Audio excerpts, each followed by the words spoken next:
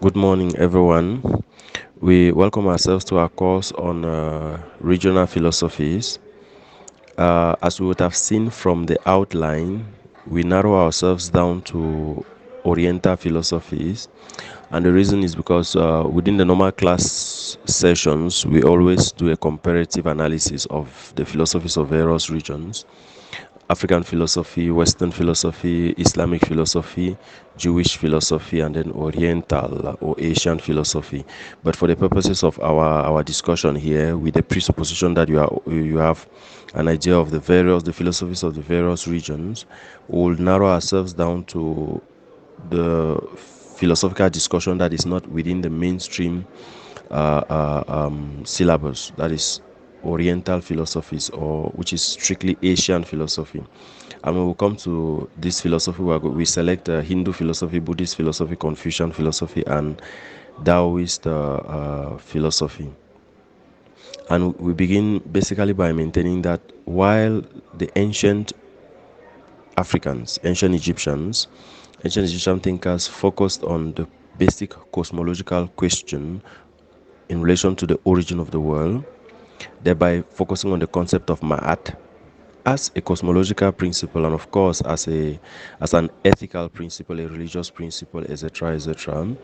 The ancient Greeks alike equally focused on searching for that one principle that is responsible for everything. Of course, either for those who held on to the monistic conception, the one principle, the water of Thales, the Aperon of Anaximander, the air of Anaximenes, the fire of Heraclitus, the being of Parmenides, the form of the good with Plato, the unmoved mover with Aristotle, the one with Plotinus.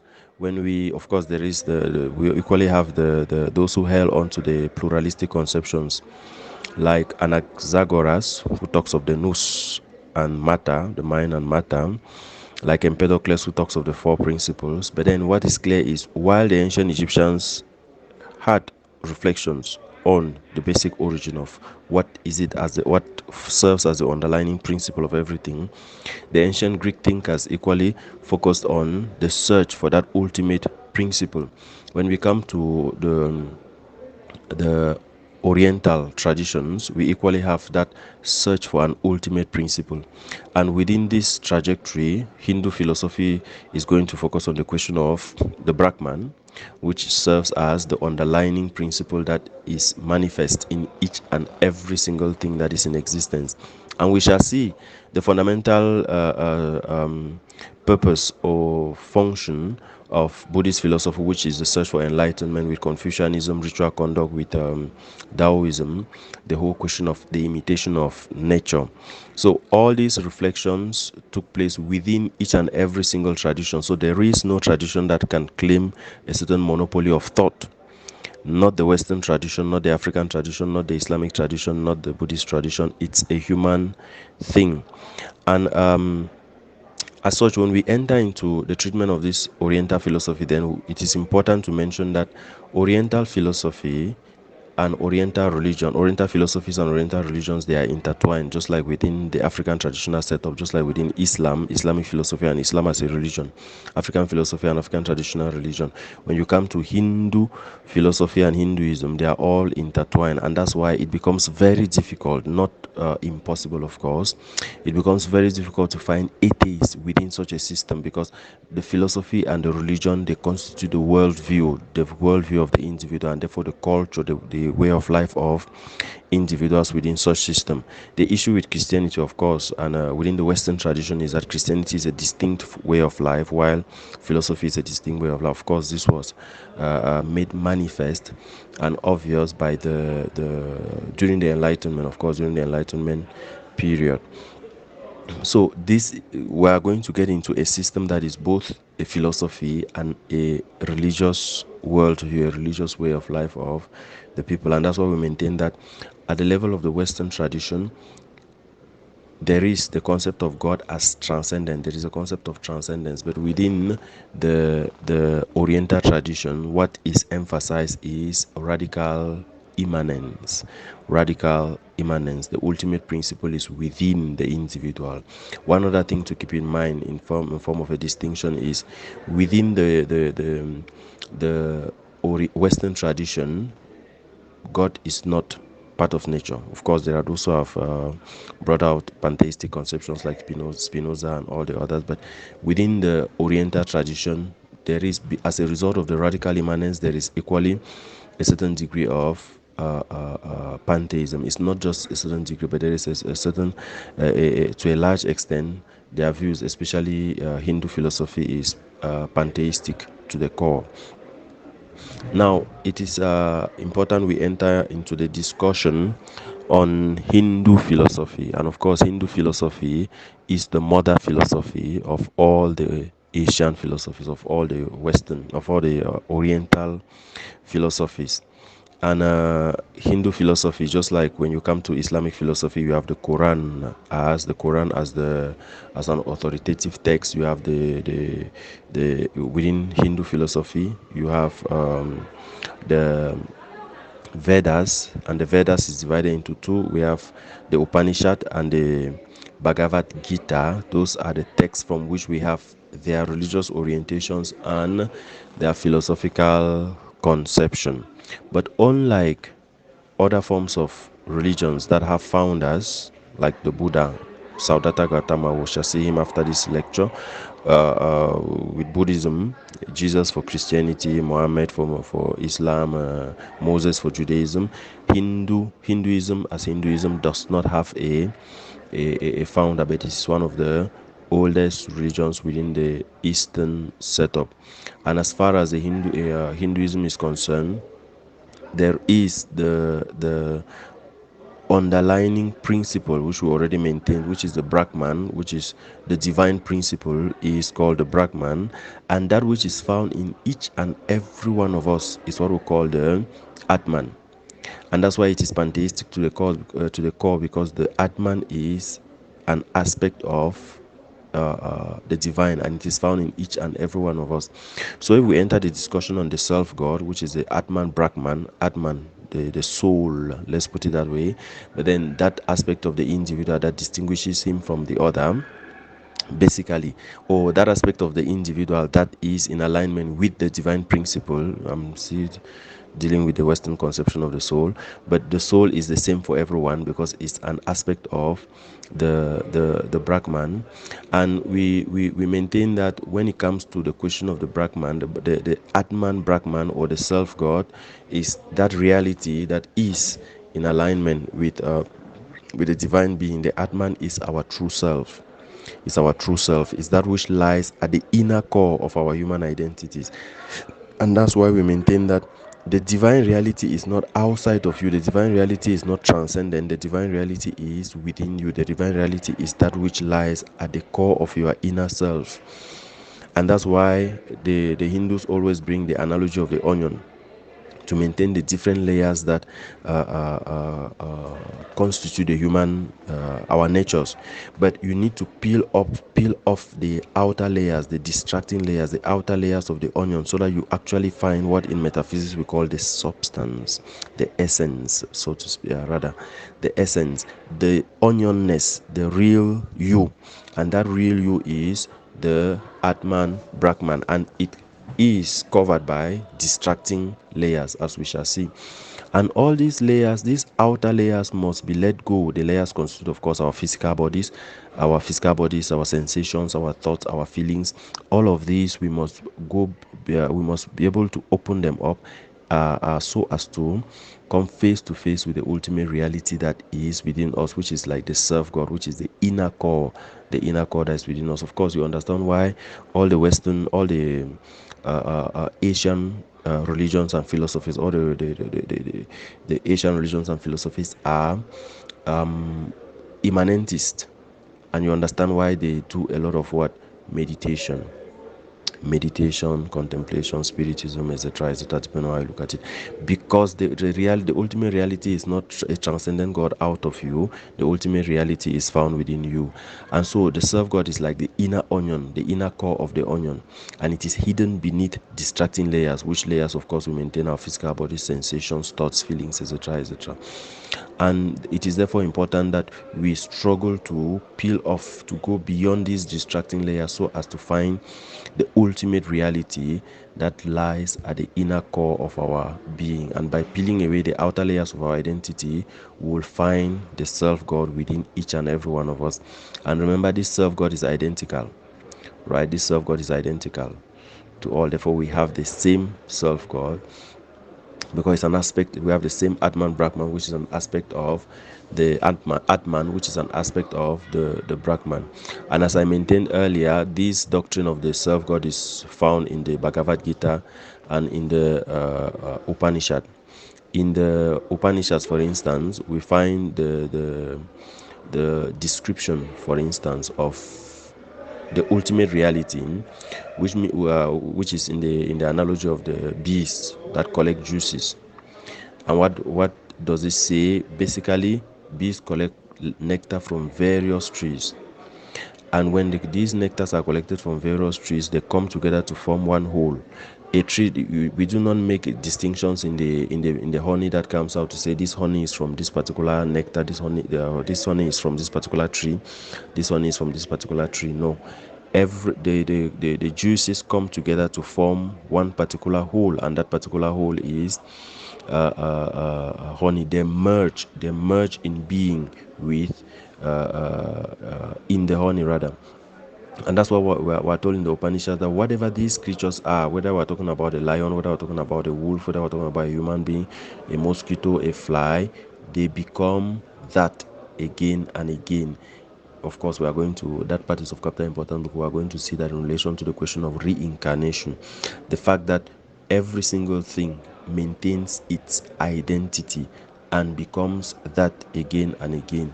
And of course, the passage the quotation continues, which says, everything that exists has as its soul that which is the finest essence. Of course, we know from our metaphysical studies that the essence is the nature, the defining characteristic of a thing.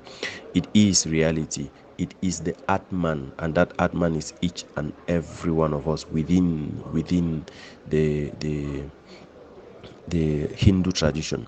So our physical identities go through cycles of reincarnation, cycles of rebirth over and over again. But remember, as I maintained earlier, you become that over and over. There is no change, because the ultimate principle, which is the Atman, a part of the Brahman, remains the same over the course of time. What changes will be the distracting layers, our physical body, sensations, emotions, etc., etc. In the Bhagavad Gita, there is a story that is told to still maintain the notion that there is a certain identity that remains permanent irrespective of the various changes that take place. There is a war, and Krishna, yes, Krishna basically is grieving, is worried that the Prince Arjuna rather is worried that he may die in battle, and his charioteer Krishna, who is the manifestation, the incarnation of the god, Hindu god Vishnu, tells him, basically, you are worried that somebody will slay you, that you are going to die. But then there's no difference between the slayer and the slain. There is no difference between the one who is born and the one who dies. There is no difference between the one who existed and the ones who ceases to exist.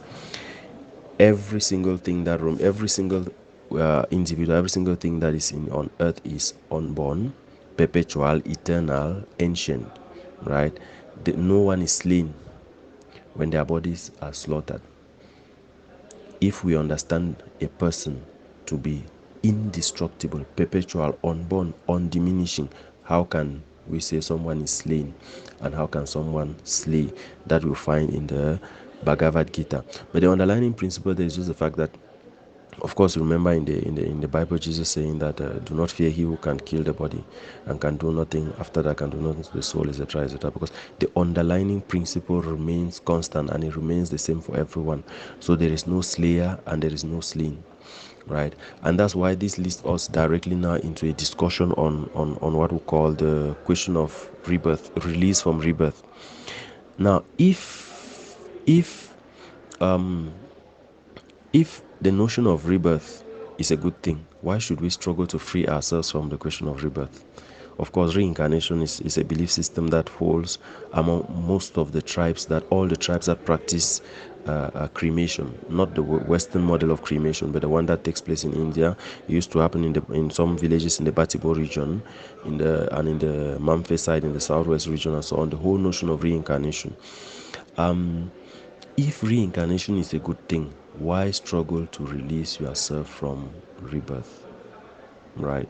Because rebirth constitutes, within the Western tradition, within the Hindu tradition, rebirth constitutes two basic components. First, the process of being born, of rebirth itself.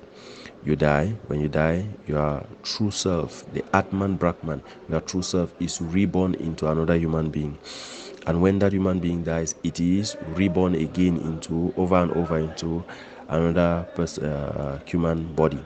That's why in the Bhagavad Gita we are told that as a person throws off worn off garments and takes new ones, so too the dweller in the body throws off worn out bodies and enters into new bodies. So our Atman Brahman, the soul, so to speak, throws off all old bodies and gets into new bodies, but remains the same. There's some permanent. There's something that is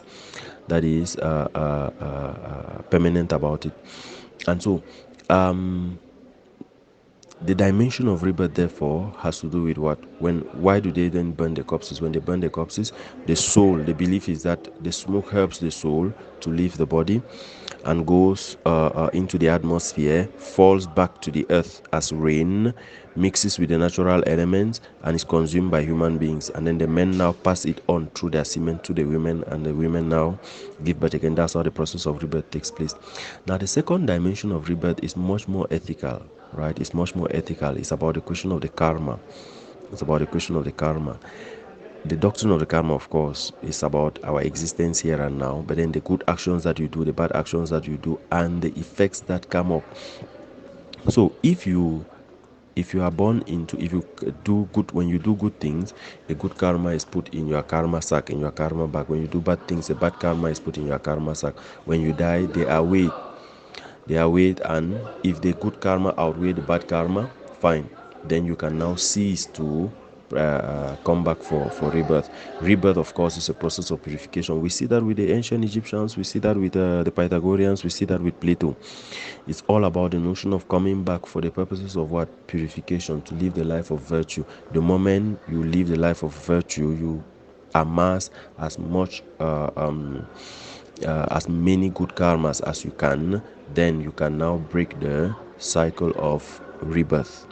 So the process of breaking the cycle of rebirth basically is by making sure that you live a life of virtue. That's within the Western, the language, using the language of Socrates, Plato, and Aristotle, so as to free yourself, so as to purify the Atman and live a perpetual life in union with the Brahman. But of course, in relation to the question of karma, there are, as we shall see, two forms of karma. There is the anyway, when we come to the question of yoga, we shall discuss that. Of course, is the next section, which is yoga. Yoga, of course, it's both theoretical and practical. Yoga, from the word to yoke, which has to do with what? To harness, right? To harness, but very importantly, it means to discipline. And of course, that's why the yoga practice, in terms of the physical exercises, are a routine that is disciplined, and gives the body and the mind a certain orientation. So the very first thing is, in relation to karma, the doctrine of the karma, of yoga rather, of yoga, there is yoga of action, which has to do with karma. That's why I said we are going to come down to this. There's yoga of action, which has to do with karma, which is the fruit of basically what we do, the good things we do, the bad things we do, etc., etc. But yoga of action has to do with living a life that is in alignment with the inner principle that is within us. Therefore, renouncing every single thing that is bad, so as to live a life that is in alignment with the so as to amass as good karma as possible. That's the yoga of action. Then there's the yoga of meditation now, which is more contemplative, which has to do with the notion of the purification of the intellect. Of course, within the Western tradition, we come over and over with the whole question of meditation, the purification of the intellect, the soul being the spiritual dimension of man, and therefore the acquisition of knowledge is of capital importance, because knowledge, the intellect is a faculty of the soul, and etc., etc. But within the Western tradition, within the Hindu tradition, the notion of the yoga of meditation, the second dimension of yoga, which is meditation and contemplation, is of capital importance. It requires discipline, effort. All right, it requires discipline, effort, and there are step-by-step ways. There are steps that are provided for people. Attempting meditation requires that we should first find a private spot. We should assume a seated position. We should gaze ahead. We should subdue our thoughts and our senses and lose self-consciousness. Of course, I remember our days in the seminary where we had to have some 5 minutes meditation every time before prayers or after prayers before mass. Now, as to whether my mind was always in the chapel, it's questionable, but it's a moment that requires that you discipline yourself, focus it on a particular thought. Of course, Martin Heidegger is going to write a lot about thinking, and as far as it's concerned, thinking has to do with the ability to focus on one particular aspect of one particular concept, one particular aspect of a reality in your mind, and to see how to draw out as many implications as possible. But of course, having a point of a direction, a specific direction that the particular reflection leads you. So the yoga of meditation is of capital importance. In the Upanishad, no, in the Bhagavad Gita, we read the yogi, the individual practicing yoga, the yogi should constantly engage himself in yoga, staying in a secret place by himself, subduing his thoughts and self, and freeing himself from hope and greed. Of course, hope leads you to a state of what? Expectation, anxiety, and we shall see the negative effects of that in Buddhist philosophy. He should set up a fixed seat for himself in a pure place, which is neither too high nor too low, made of cloth, a black deer skin, and grass one over the other. Once there, he should practice yoga for the purification of the soul. Once your soul is purified, you free yourself from the cycle of rebirth.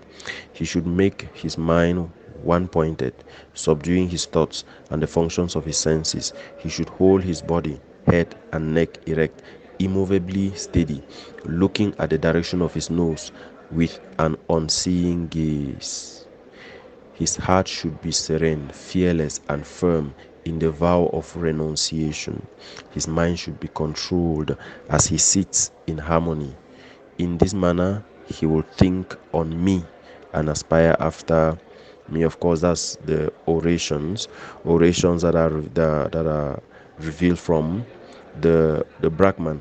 And so yoga therefore has those two dimensions. There is the dimension of action, which has to do with the good things we do, the various charitable acts that we do so as to amass good karma. Then it has the direction of call it has the meditative dimension, which goes for the purification of the soul. The last thing in Hindu philosophy is Vedanta monism.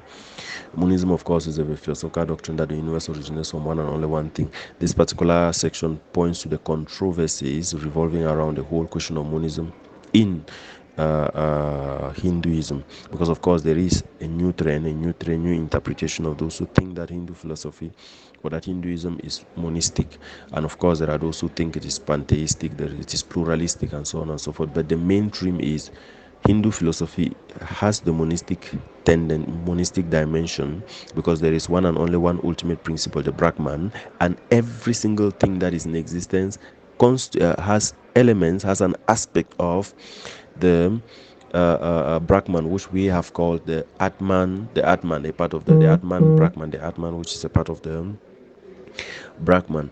So this is a basic summary of what we can consider as Hindu philosophy. The second chapter of our lectures is Buddhist philosophy, and Buddhist philosophy basically is an offshoot, right? It's an offshoot of Hindu philosophy. That's why we say that the founder of Buddhism or Buddhist philosophy, Buddhism, Siddhartha Gautama, basically was a Hindu monk. Who later on founded his own later on gained what is called enlightenment. Therefore, he became the Buddha, because the Buddha means the enlightened one. It's not his name, it's not somebody's name. The Buddha is simply the enlightened one, and that's why Buddhists are in a perpetual search for enlightenment, a perpetual search for that state whereby they can arrive at enlightenment, that they too can become the Buddha, right? And Siddhartha Gautama had basically, he was from a noble family, and he spent all his life. Of course, there are stories about his birth. All the founders of world religions and so on always have stories in relation to why they were born. But then, at the time he was still in the womb, his mother had dreamt about a white elephant that entered her womb, right? And people interpreted the dream that, okay, the child will either be a universal monarch or a universal teacher. And of course, he came out to become a universal teacher, though he found himself in a position where eventually he was going to become a monarch. But at the age of 25, he succeeded to leave the palace, let's say it that way. He succeeded to live his beautiful, comfortable life, and found himself on the streets. And outside of the palace walls, he was shocked by the suffering of human experience. He saw an old man, he saw a sick man, he saw a corpse, right? And of course, he went out over and over, and on the fourth outing, he saw a Hindu monk, and that inspired him to leave all his family estate and to follow him, to become a Hindu monk. And he, of course, for more than 6 years, he was there learning from Hinduism, did every single thing that all the Hindus did, and eventually started living a life of his own, which life of his own made him to gain enlightenment. Just like Isaac Newton sitting under the tree and an apple falling on his head, and he asking, but why did the apple not fall upward? That being the beginning of the law of gravitation, the Buddha too had his own form of enlightenment. The Buddha too had his own form of enlightenment from sitting under a tree, a fig tree, and from that fig tree he had all his own forms of call it enlightenment that led to what he did. Of course, he equally ended up dying under the same fig tree. Within Hindu philosophy, we spoke about the sacred text, which is the Vedas, divided into the Upanishad and the Bhagavad Gita. In Buddhist philosophy, Buddhism, we're dealing with the holy text for Buddhist philosophy is the Pali Canons. The Pali Canons.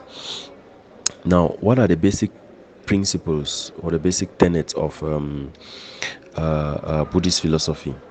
The very first one is the Four Noble Truths. The Four Noble Truths. Basically, these are the underlining guiding principles of Buddhism. Now, the very first thing in relation to the Four Noble Truths is to realize that, as far as they are concerned, human existence is characterized by suffering. That's the first noble truth, suffering.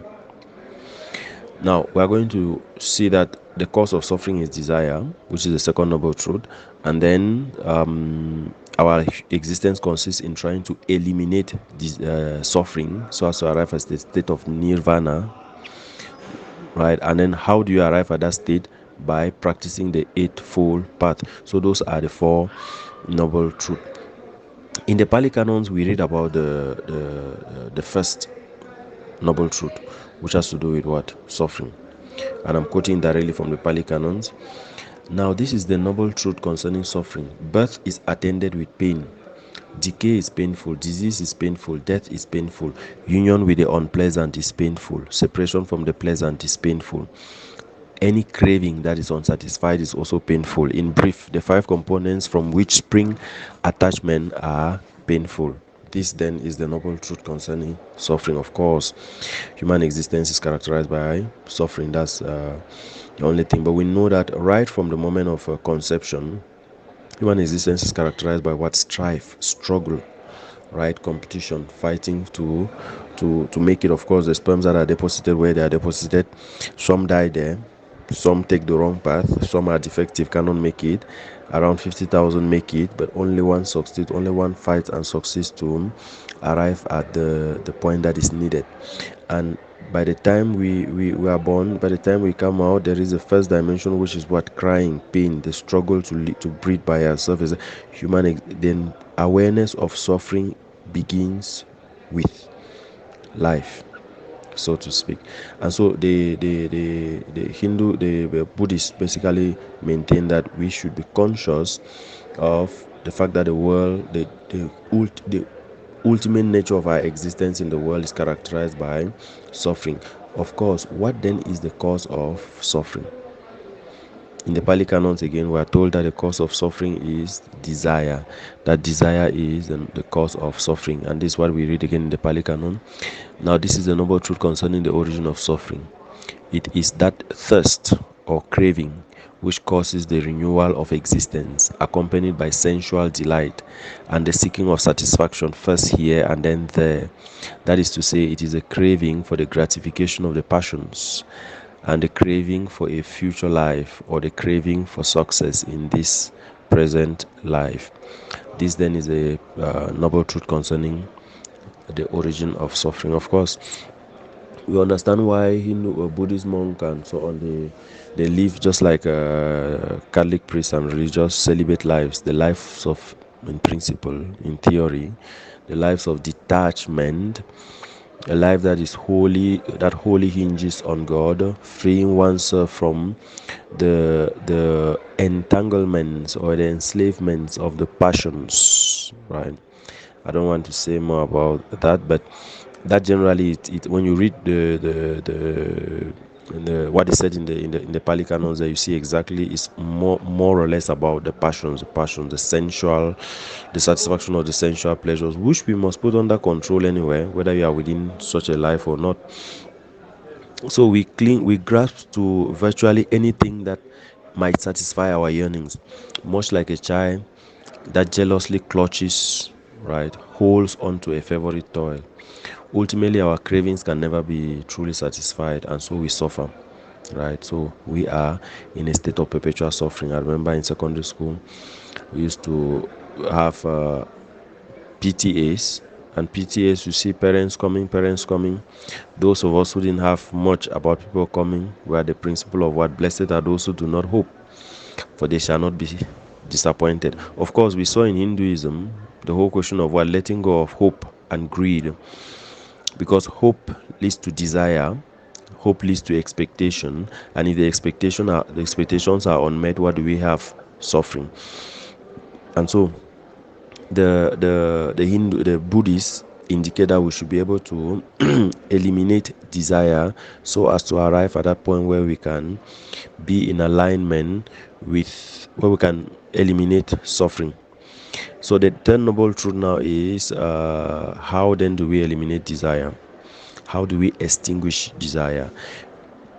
This state of extinguishing desire, when we extinguish desire, we're in a state of nirvana. So extinguishing desire, nirvana is to extinguish. How then do we arrive at that point where we can let go of desire, still remaining human, still remaining human, and this is of capital importance, because eliminating desire doesn't make you godlike or non-human. You still remain human, but the capacity to put it under control. Of course, remember St. Thomas Aquinas and his ethics in relation to human actions and actions of man, human act and act of man. With the act of man, it's an act of which you have no control, but a human act is an act for which you have full control. Excuse me, for which you have full control, and that's why the defining characteristics there are what? Knowledge, freedom, and voluntariness. And of course, you put that side by side with what? The object, the circumstance, and the intention. Here again is about the capacity to eliminate desire. And what does the Pali Canon say? Now, this is a noble truth concerning the elimination of desire, that is the attainment of nirvana. It is the destruction of this very thirst in which no passions remain. This is very idealistic, of course, utopian. It is the laying aside of, the getting rid of, the being free from, and the harboring no longer of this thirst. This then is a noble truth concerning the destruction of desire. Of course, the basic aim there is to arrive at the point where you live a life of no passions, no desires, eliminating, extinguishing all desires. Unfortunately, we are human. This can only be a mental activity, right? Because in reality, we are beings that are characterized by desire. One of the defining characteristics of our being human has to do with the passions. And then the last noble truth, right? The last noble truth now is when we have succeeded to arrive at nirvana, eliminating, extinguishing desire, how then do we live? How do we live in order to actually eliminate suffering and be happy, in order to actually be happy? That is called the eightfold path. The eightfold path. The path that leads to enlightenment. Remember, the Buddhist has one thing. All of these should lead the Buddhist to the point of enlightenment. And the eightfold path constitutes what? We should adopt right views that are free from superstition and delusion. We should have right aims that are high and worthy of the intelligent and earnest person. We should practice right speech, which is kindly, open, and truthful. We should perform right conduct that is peaceful, honest, and pure. We should adopt the right livelihood that brings no harm or danger to living things. We should put forth the right effort in self-training and self-control. We should have right mindfulness, so as to, insofar as we have to achieve, insofar as we have an active and watchful mind. And finally, we should engage in the right contemplation, which involves earnest thought on the mysteries of life. Of course, when you live through all these 8 principles, as far as the Buddhists are concerned, you will be able to attain enlightenment. And remember, the last one is coming through contemplation, because again, as I said at the very beginning of the lecture, these guys are immanentes to the core. The ultimate reality is within. The ultimate reality is not outside of you. That's why, of course, we have always had there have been debates within the various circles, academic circles, as to whether these are religions, because if the definition of religion is Western oriented, which has to do with a transcendental mode of a transcendental, I believe in a transcendent reality, then these will not be religions. But religion, there are several definitions of religion anyway. That's why we still call these religions, Buddhism, Hinduism. Some call it them religions, some do not call them religions. Some maintain that they are ways of life. And personally, I'm inclined to think that these are just basic doctrines, basic principles or teachings that enable the individual to live a meaningful existence, not really in the dimension of religions as such. Religion has its own issues. They invent what is. Anyway, I wouldn't like to enter into every other thing concerning that, but the notion of contemplation is of capital importance, because it has every single thing to do with searching for the ultimate reality from within yourself. The next thing in Buddhist philosophy has to do with improper questions and the no self doctrine. Improper questions and the no self doctrine. The issue of improper questions, just in summary form, is just okay. In the Western tradition, the African and Western tradition in particular, we have the tendency to argue for the existence of God, the nature of God. Is there life after death? Is there even a soul, etc., etc.? As far as the Buddha is concerned, these are improper questions. The fundamental question that you should focus on is, how can I gain enlightenment? How can I achieve? How can I acquire? How can I arrive at the point of enlightenment? To puzzle yourself on whether the soul exists, whether God exists, whether the world is eternal, and so on and so forth, as far as is concerned, those are questions that do not matter. The ultimate question is, how can I arrive at enlightenment? That is the doctrine of the no self question, the no self doctrine. Now, the whole issue of no self doctrine, the no self doctrine has to do with the question of personal identity. It has to do with the question of personal identity. Remember what we said in Hindu philosophy. We have the same Atman Brahman. It is common. It's the same for everyone. It belongs to each and every one, right? As far as he is concerned, and of course the Buddha falls in that same direction. The various things that constitute our differentiation, they are accidental. As far as they are concerned, when you talk of the notion of the self, you are talking of what? Aggregate. You are talking of what? Matter, sensation, perception, predisposition, and consciousness. And as far as well, sorry for the abrupt interruption. Prof just got into the office and then I had to stop so as to talk with him before I look for a quiet place to continue. So we're talking about the no self doctrine, and we're saying that as far as the Buddha is concerned, what characterizes our human existence will be 5 elements: matter, sensation, perception, predisposition, and consciousness. But he maintains that if we if we examine each and every one of these closely, we'll realize that none of them has a foundation of a permanent self. Because sensations come and go, our consciousness again is not fixed, it's not stagnant on one thing. Even the matter that we have, the bodily part that we have, at some point goes. And so for him, we cannot talk of a certain individual self. Remember again, I said it in Buddhist philosophy, which has to do with what? We possess the same ultimate principle, the same divine principle, which is the Atman, the soul, the principle which is the same. That's what is identical to us, but that one is within, and that's why we need to struggle to arrive at a point where we can come to a certain understanding, a certain true contemplation, meditation contemplation. Now, the next thing is the doctrine of independent origination, and this is in alignment with the doctrine of the Western conception of what causality, cause-effect relationship, right? And that's why the Buddha simply maintains all events that take place are the result of precise causal chains of events. When I trace back a series of events, a series of causes of any given unfortunate event, I find that it usually casually rests upon my desire. Again, the question of desire, and ultimately on an unjustified concept I have of myself. Okay, I have of myself. This notion, of course, is what we call this notion of what causal connectedness is what we consider as a doctrine of dependent origination. Nothing happens by itself. Every single thing is interrelated. Of course, Alfred North Whitehead is going to borrow from this in his philosophy of in his process philosophy, where he takes on relation as the ultimate principle.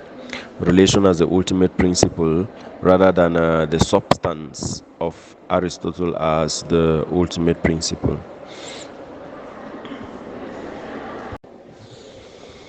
Good. The next school of thought is Confucian philosophy, and Confucian philosophy is set within a period in China when China is going through what is called the Warring Period, and the Warring Period involved interstate wars and other states that were trying to gain independence from the control of the emperor, and so China was divided.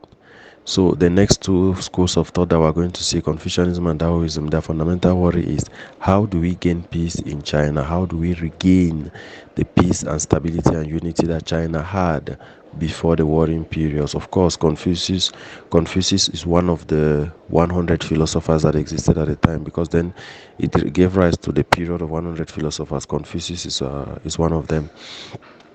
His real name, of course, he's in Chinese, he's called Kung Fuzu, Latinized as Confucius.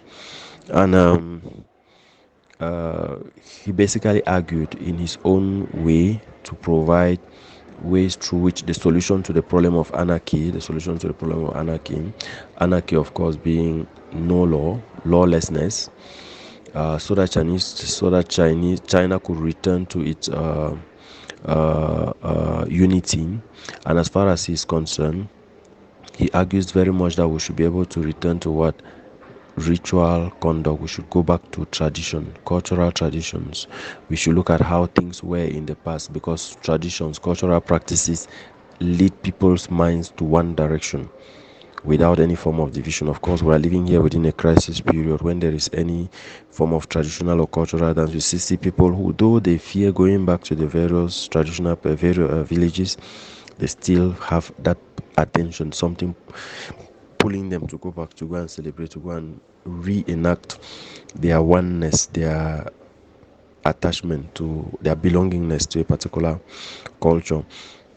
And so, as far as Confucius is concerned, for China to return to peace, there is a need to go back to the tradition as it was.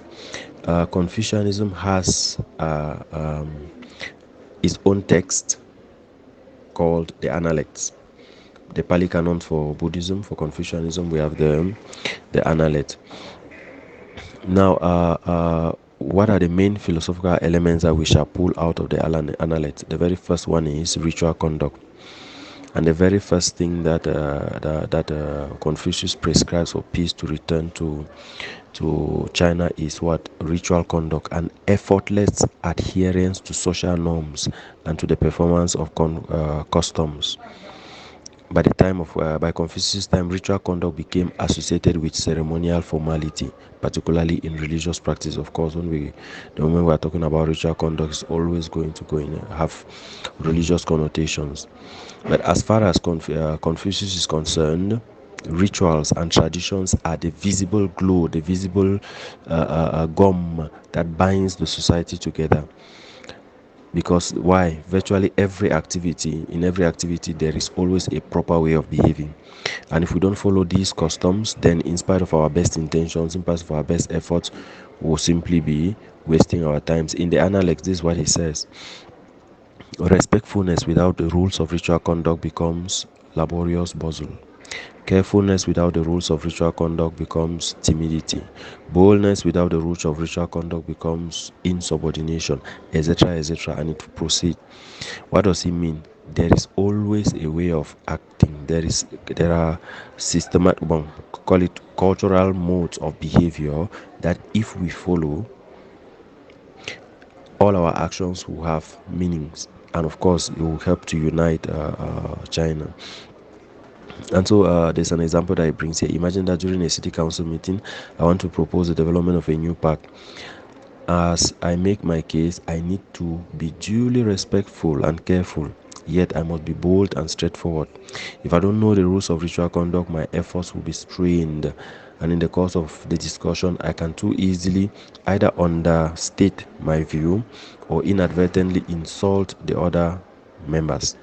On the other hand, if I am properly skilled in the ritual conduct of business discussions, then I will be able to make my case easily and effectively. So, if ritual conduct is practiced as far as Confucius is concerned, peace will return in China. That to him is very important. The next thing that he deals with is the question of humanity and the superior person. Now, when we talk of humanity or human nature, etc., etc., within the Western tradition, we always think of what? Body and soul, or body, soul, and shadow, as some African tribes will consider, or body, soul, um, transcendence and emergence, right, as in the four principles in philosophical anthropology, etc., etc. But as far as Confucius is concerned, humanity is an attitude of goodness, benevolence, and altruism towards the other. As far as he's concerned, of course, again, remember what I said earlier, radical immanence, the ultimate reality is within. It's not the outer expression. The outer expression changes. The physical being and so on, these are passing changes. The ultimate reality is within. Again, there is a distinction between one's mere outer expressions of humanity and one's inner sense of it. Fine words, right, and we maintain here, fine words and an insinuating appearance are seldom associated with true humanity. When we think of humane behavior, we think of the various ways that we relate to other people. Of course, in the Analects, Confucius says, it is humane manners that constitute the excellence of a neighborhood. If a person in selecting a residence does not fix on one where such prevail, how can he be wise? Those who are without humanity cannot abide long, either in the condition of poverty and hardship or in the condition of enjoyment. The virtuous rest in humanity. The wise desire humanity. It is only the truly humane person who can love, who can hate others, or who can hate others. If one's will is set on humanity, there will be no practice of wickedness. Again, what is humanity? The practice of benevolence, the practice of goodness, the attitude of goodness, benevolence, and altruism. Of course, if you want to, within the Western tradition, the whole concept of the philosophy of the other, the altruistic philosophy or alterity.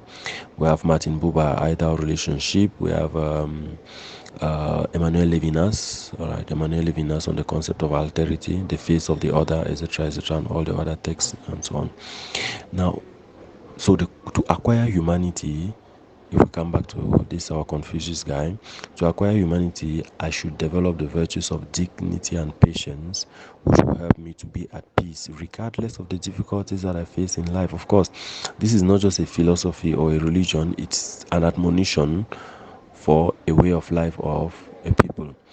Now, the other concept is central to the concept of humanity is the concept of reciprocity. Of course, we find this within Christianity, we find this within Islam, in fact, within all organized religions and cultures. Do not do unto others what you will not want them to do to you. Of course, do in the Bible is do unto others what you want them to do to you, etc. This is about the golden rule. So, as far as Confucius is concerned, the whole question of humanity rests on the golden rule. Now, the next concept is the superior person. The concept of the superior person. The superior person is the ideal human who personifies the virtue of humanity, dignity and patience, benevolence, goodness, altruism. All right. And so the notion of the superior person has to do with what? It's someone who consistently exhibits a range of virtuous qualities, including humility, respectfulness, kindness, justice, impartiality, honesty, consistency, caution, studiousness, etc., etc. So humanity has to do with an attitude that you develop, good actions that you develop. When you are able to acquire those virtuous deeds or those virtuous attitudes, then now you consider you are a superior person. That's the basic distinction that we can bring from there. Now, the next thing that Confucius wants us to consider is the question of filial obedience and good governance. Filial obedience and good governance or good government. Now, as far as Confucius is concerned, there are 5 basic relationships that underlie every society. There is a father-son relationship, there is the elder brother-younger brother relationship, there is a husband and wife relationship, there is the elder friend and junior friend relationship, and finally, there is the ruler and subject relationship. But of course, the most important as far as is concerned, you have father-son relationship, husband-wife relationship, and ruler-subject relationship. Right. Now, we read there in a section of the Analet, what are the things which people consider right? Kindness on the part of the father and filial duty on the part of the son. Gentleness on the part of the elder brother and obedience on the part of the younger. Righteousness on the part of the husband, submission on the part of the wife. Kindness on the part of the elders, reverence on the part of the juniors. Benevolence on the part of the ruler, loyalty on the part of the minister. These 10 are the things which people consider right. Of course, he's going to basically maintain the notion of filial obedience is of capital importance, because when children learn from the family, remember with Aristotle, with all the others who preach the doctrine of the natural origin of the state originates from the family. And so when children learn to obey their parents, then there is that is going to transfer itself now to respect for the rulers within the society. And so his main argument there is basically that the most important form of relationship should be the father's instruction to the son, because if the son obeys the father and learns to obey, that is constant in the obedience of the father, that child is going to become an obedient citizen within the society, and of course the society is going to benefit. So when it comes to governance now at a larger level, governance at a larger level is a macrocosm, whereas governance within the family is a microcosm. So he insists a lot on the notion of what beginning from within, beginning from home, so as to move outward. Then the final thing we'll discuss in Confucian philosophy is a disciple of Confucius is called Mencius. Mencius, who preaches the doctrine of what? Inherent goodness. We are inherently good. Right, of course, this whole question of inherent goodness flows from the whole question of the problem of evil. If we are good, where does evil come from? And of course, there are always theories, those who maintain that we were born good, those who think we were not born good.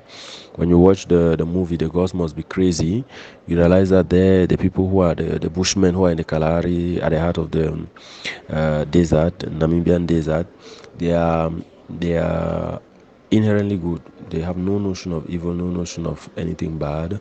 As far as they are concerned, they live in harmony with themselves, in harmony with nature. They are fine until the bottle came in as something external. That's when trouble starts. That's when goodness being finds itself put. That's when their goodness is put into question. Right? When you read The Lord of the Flies, or you watch the movie, you realize that William Goldings is preaching the doctrine of what we are not inherently good, we are inherently evil, pending the circumstance. When the circumstances come for us to manifest our evil, we do that. But as far as coming back to Mencius, as far as Mencius is concerned, we are inherently good. We have a certain inherent goodness that flows with. Of course, there are lots and lots of debates surrounding the whole question of human nature, whether we are good or we are bad, and so on and so forth. But I think we are going to come to you form your own ideas in terms of your further readings in this direction, and you can take a stand as to whether we are inherently good or we are inherently bad. But of course, Christianity says God created everyone, everything that God created, He saw that it was good, and so people begin their reflections from that to argue that we have an inherent goodness. But then there are others who, studying the problem of evil, arrive at the conclusion that evil is something innate in our nature, and that religion, morality, society simply tame the animal part of us so that we are social beings. Of course, not David Hume, Thomas Hobbes and his disciples are in that same direction. Good. So we welcome ourselves to our lectures on the philosophy of history, and this is a very, very interesting course and a very relevant course as well. And it will be very necessary to begin with certain distinctions. We are not studying the history of philosophy. The history of philosophy is a story of philosophy within the Western tradition, telling us how thinkers from the Western tradition have started philosophizing from the ancient period, the medieval period, the modern period, to today, the contemporary period, even within African philosophy, which according to some thinkers, again, there is a split between ancient African philosophy, medieval, modern, contemporary, etc. etc. So we're not dealing with the history of philosophy. We're not equally studying history as a science, because that would be historiography, which is the study, a systematic study of history, historical events, stories that are registered in the past, and of course the methodologies that are employed so as to study history as a discipline, as a scientific discipline, of course not experimental. We're dealing here with the philosophy of history. What that means is that it's a philosophical reflection on human history, but not individual histories or histories of families and so, but histories of states. That's why we're going to be dealing with what we call the rise and fall of civilizations. But over and above that, it's a study that answers the fundamental question: is there meaning in human history? And that's why I say it's a very interesting course. We are, if you read Albert Camus, his text titled Rebel, he begins by telling us that there was an Oriental wise man who always asked the divinities in his prayers to spare him from living in an interesting era, and that the divinity spared him, but that we, in our own era, we are living in an interesting era, either because we are not wise as the Oriental man, or because we have not properly asked the divinity. Ours is an era that forces us to take interest in it, and that is a fact from all our present day observations. We are living in a science-based, in a world that is dominated by science-based technology, and technology has offered man power to a certain control, power control, and a certain capacity to overcome our helplessness and our dependency. Therefore, with the science and technology that we have, we're able to do a number of things to ameliorate human condition. Of course, that we're able to have these lectures online is thanks to science and technology. And as such, of course, again, we still have a planet that is laden with a plethora of crises, disasters, natural disasters, floods, earthquakes, etc., etc. We equally have those disasters that are that are man-made as a result of our advancements in science and technology, the depletion of the ozone layer, unchecked exploitation of natural resources, etc., etc., the dumping of harmful waste on land, in water, and we have all the effects. So we are living in an era that is basically forces us to take an interest in it, and again, right now with the advent of AI and all new forms of AI, and especially with the woke culture, we cannot but go back to ask the fundamental question: what is the meaning of life? What's the meaning of human existence? Vis-a-vis, of course, there's so much presence of young folk within the work culture on the social media, Facebook, Instagram, WhatsApp. Some people have a life only on such media, but outside of the social media, what makes human existence meaningful? Here, we're not entering into the philosophy of the good life, but then the question of meaning is of capital importance, because it enables us to go back and do a philosophical reflection on how it was, how it is now, so as to make meaningful projections into the future, especially when we carry out certain reflections on what is called transhumanism and, of course, post-humanism. The fundamental worry is, what is the future of humanity on this planet, where AI, the robots, the advent or the forceful coming back of robots and all other artificial intelligence. The question is, where is humanity headed? That question, of course, is backed up by the fundamental problem of death. And to me, of course, with my students, all of my definition of philosophy and all of my view of philosophy flows from a reflection on the question of death, because the reality of death places us face to face with the meaninglessness of our existence from the perspective of what complete annihilation.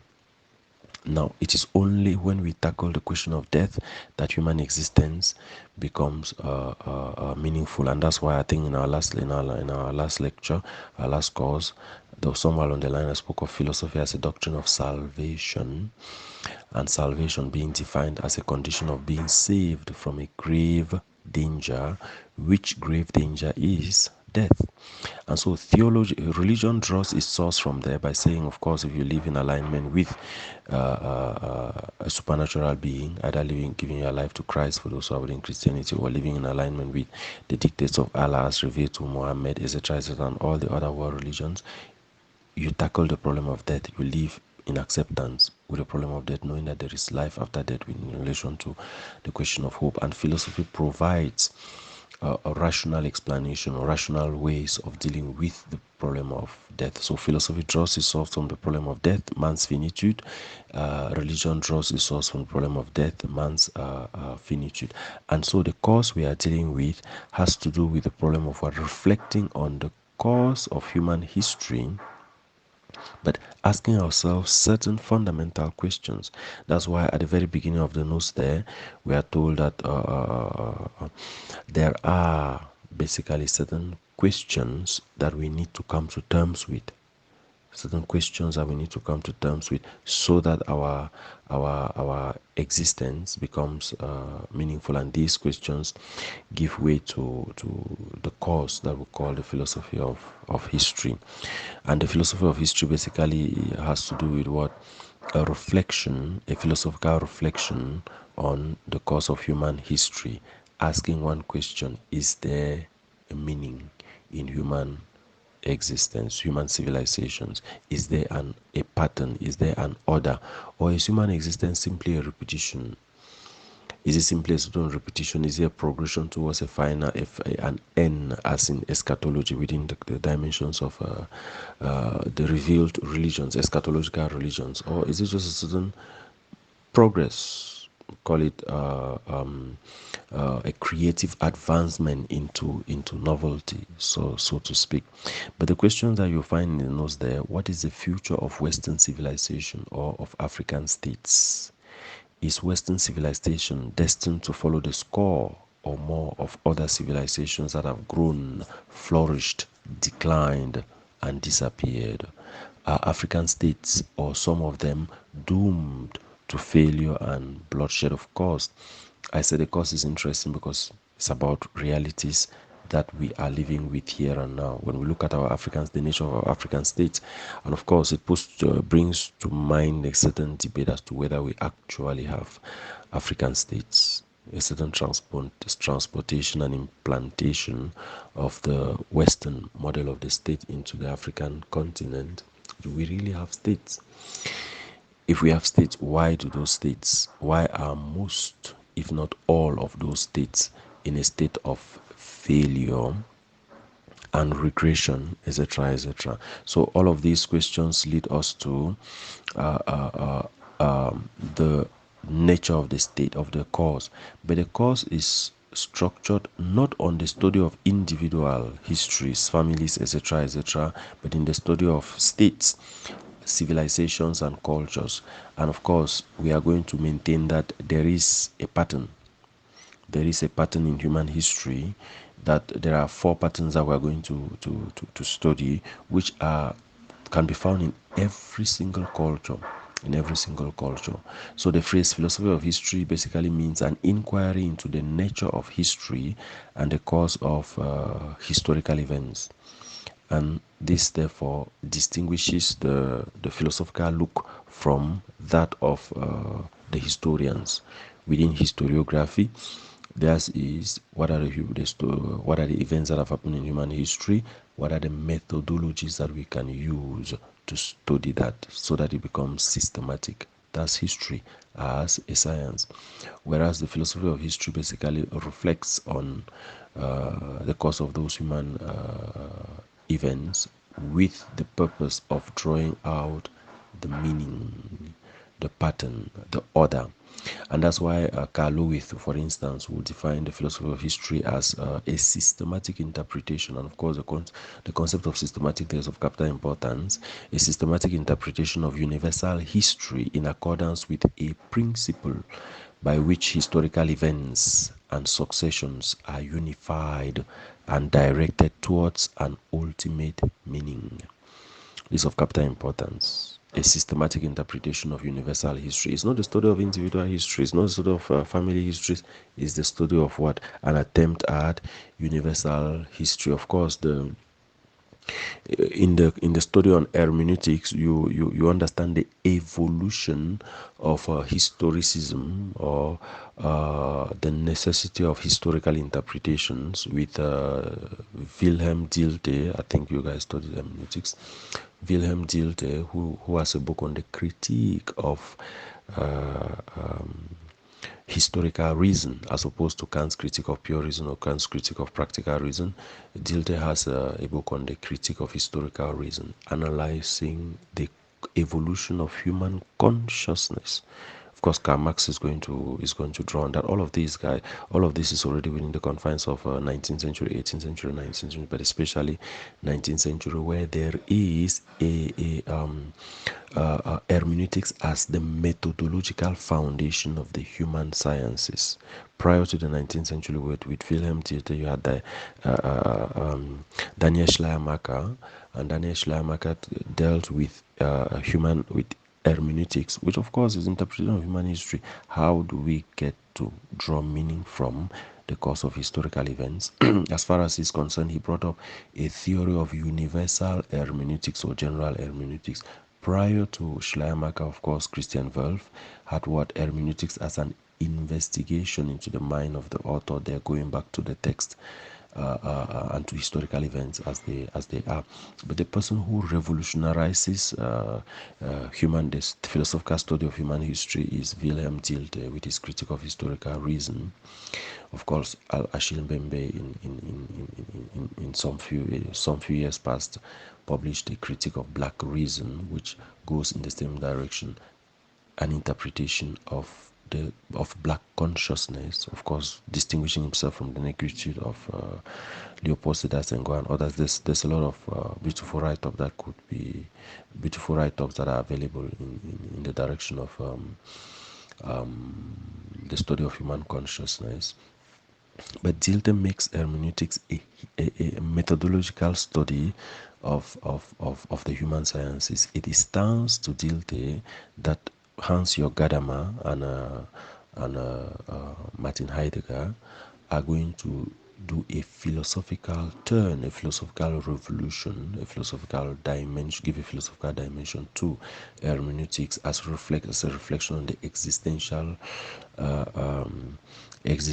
situatedness of Dasein, that is Heidegger, or the history, or the historicity, or the historical situatedness of man in terms of Gadamer.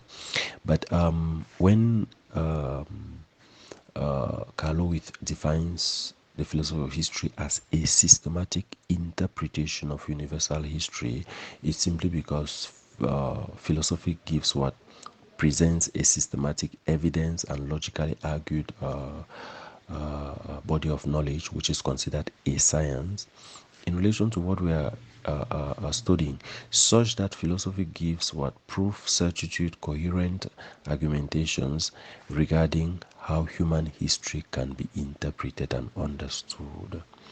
Right, and it's of capital importance to realize that he is dealing with what? Universal history. The history of states and of civilizations is not the history of individuals. When we are dealing with the question of individuals, individual histories and the rest, we fall in the direction of what history, and of course in the direction of psychology, etc., and all the empirical sciences. But we equally, Carl equally talks of what he is studying, what historical events and successions. Remember earlier we mentioned what the rise and fall of civilizations. First, we have the Egyptian civilization, which lasted for more than 3,500 years. Then, of course, by the 320 BC, the Greeks conquered the Egyptians, took over their religion, their philosophy, their science, mathematics, law, etc., politics into Greece. And that's why some authors like George James, Innocent Onyewere, and others have written books with titles such as Stolen Legacy, Greek Philosophy as Egyptian, yes, Greek philosophy as stolen Egyptian philosophy, etc., etc. All the studies in Afrocentrism lead in that direction. But the important part is there is the Egyptian civilization, the Greek civilization, the Roman civilization, and of course Britain, Portugal, and Portugal takes over. Later on, Spain. Later on, Britain. Then of course France, Germany, etc. America is almost losing that hegemony to Asia, to China, and their allies, and so on. And then, of course, the question is, will that rise and fall return back to Africa? So that's why Lowy talks of what historical events and their successions. And then, what is the philosopher interested in? That's the last section of his definition. He says the philosophy of history studies these events that insofar as they are unified and directed towards an ultimate meaning. That's why I indicated at the very beginning that the philosophy of history is of capital importance, because it's about searching for what? Meaning in human existence. The question of meaning in human existence is of capital importance. Is of capital importance. Now, what is the object of the philosophy of history? You remember in the introduction to philosophy, for the many years that we studied back, I think most, if not all of us, studied the definition of philosophy by Paul Glenn as the science of all things naturally knowable to man's unaided powers, insofar as these things are studied in their deepest causes and reasons. And after that, we looked at the object of philosophy, and we said in philosophical studies the object is usually twofold, either the material object or the formal object. The material object being the matter that the particular science is dealing with, the formal object being that which distinguishes one science from the other, and that every single philosophical discipline has a material object and a formal object. So when it comes to the philosophy of history, when we're talking of the question of the object of the philosophy of history, here we are looking basically at what distinguishes the historian from the philosopher of history. Right? What distinguishes the historian from the the philosopher of history? The historian deals with human actions that were done in the past. Right?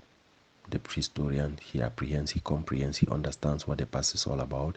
He says something about past individuals and past historians, looking for a methodology, a method that he can use in understanding and outlining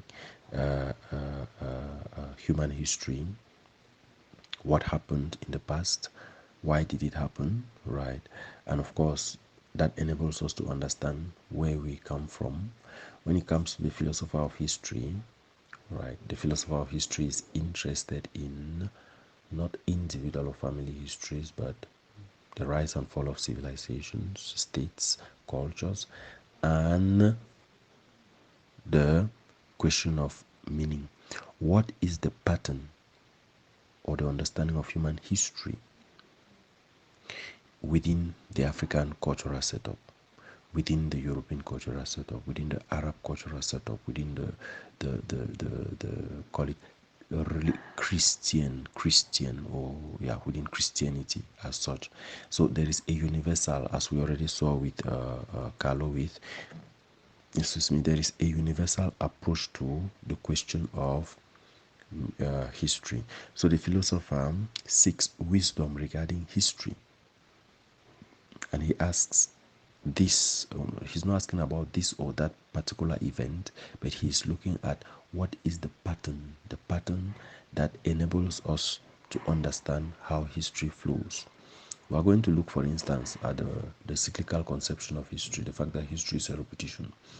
You come out, Thales says everything comes out of water, everything goes back to water. You come out of Plato's cave, you go back to the cave.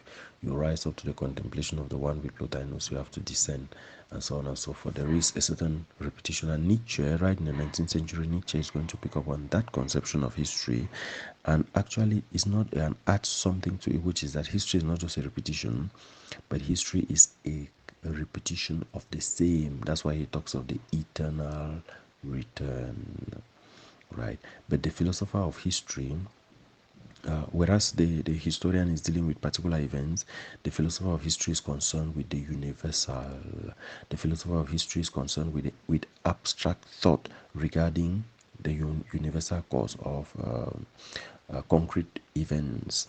So, such that the philosopher of history investigates history in by taking into consideration what the intelligibility and the value of human actions. That's why I spoke at the very beginning of what the question of meaning, the question of meaning. We're looking at what the end of history, and we shall tackle that concept of the end of history when we come to Hegel. Later on, we're going to see it with Francis Fukuyama. We're going to see it with Karl Marx. We're going to see it with Axel Honneth and all the others who basically think that human history has an end. Now, when we talk of the philosophy of history, just from the perspective of a little historical overview, we're going to maintain that while the course philosophy of history, a reflection on this history, outdates the 18th century, it is within the confines of the 18th century that we have the term philosophy of history coined with Voltaire, Une philosophie de l'histoire, I think it's 1850, 1756. Then of course Jean-Baptiste Vico with the whole question of with his text, and it's a beautiful write-up for anybody interested. The new science, it's beautiful to read and very much enlightening, because it enables you to understand the philosophical foundations of what we are living through, what the Western society has gone through from the 18th century till today. The father of the philosophy of history, in some texts, you see Ibn Khaldun, the Arab thinker Ibn Khaldun, but for most texts, Western oriented, and we all know why. That priority goes to Voltaire, and of course Jean-Baptiste Vico. But this is not the father of history, but of course the philosophy of history. So we are going to then look at the basic, after the of course the definitions that we have, especially the one of Carlo, with which to me stands out. We are going to now proceed with the third part of our course, which has to do with the historical patterns. Of course, you will see the views of Immanuel Kant on the question of universal history, etc., etc. We shall still come to those guys. Now we're going to enter in our next lecture on the whole question of the various interpretations of history. What are the patterns that are discernible in human history from the very beginning till today? Let me end by referring you to this Jewish historian turned philosopher, very interesting guy, Yuval Noah Harari. He has his book there, Homo Deus, Homo Sapiens, and so on and so forth, 21 Rules for Living in the 21st Century, and so on. But Homo Sapiens, A Brief History of Mankind. As a historian, he goes back archaeologically to right up to 70,000 years ago and gives the changing patterns in human history. What is it that made Homo sapiens to survive till today? Over and above all the fact that while Homo sapiens is surviving 70,000 years ago, in Africa, of course, beginning from Africa to spread right up to Europe, as a small species, because there were other human species that were in existence, but what made Homo sapiens to survive? And he identifies, which is very beautiful, the cognitive revolution. You remember we always define man as, right from Aristotle and others, as a rational being. Therefore, what distinguishes from animals is rationality. The cognitive revolution 70,000 years ago, then of course the agricultural revolution 12,000 years ago, and the scientific revolution 500 years ago, even though the scientific revolution proves to be the most important the one that has led mankind to faster growth, has put mankind to the top of the food chain, but of course with large quantities of problems, because nature has not put in place checks and balances to keep us at the top of the food chain, and that's why we need weapons and so on and so forth. But also the fact, as I started at the very beginning, the fact that this scientific revolution is leading us to ask one fundamental question: what is the future of humanity? We may find ourselves in the post-human situation, or the trans with either transhumans or post-humans, and that is not good for the survival of humanity as a whole. In any case, we for those who, you just type online Yuval Noah Harari or simply Homo sapiens, a brief history of mankind, you are going to find the Israeli scholar, and most of his texts very interesting text. Thank you.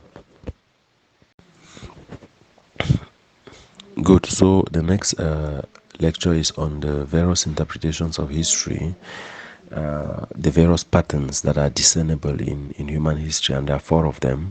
So I'm going to start with the first, which is the cyclical view of history, or the eternal recurrence, or the eternal return. And as I mentioned in the last lecture, Nietzsche actually titles it the eternal return of the same, right? The eternal return of the same. Anyway, this interpretation of history was widely held in the ancient Greek and Roman era, the Greco-Roman era, and basically it came out of just simple natural observation, empirical observation. What that means is, in our human existence, we have a daily pattern of night and day, of birth and death, of seasons, months, years, and of course in the Western world, 4 seasons: autumn, winter, spring, and summer. And there is a pattern that is repetitive.